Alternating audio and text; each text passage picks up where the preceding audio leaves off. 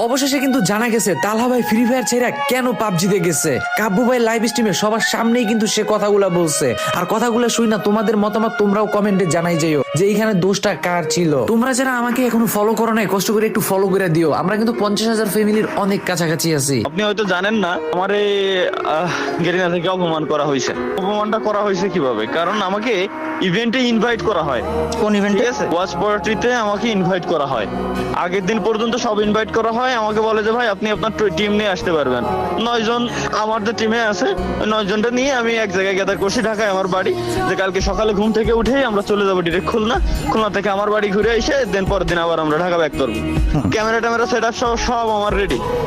এখন রাত 3টের সময় আমারে কল করে, আল্লাহর কি রহমত, ওই সময় আমি যাই গেছিলাম। ওই সময় আমারে কল করে, তাও কল দেয়াই হচ্ছে মারুফ বাইরে দিয়ে, যে তালহা ভাই আপনি কালকে আসতেছেন না, আপনি কালকে অসুস্থ।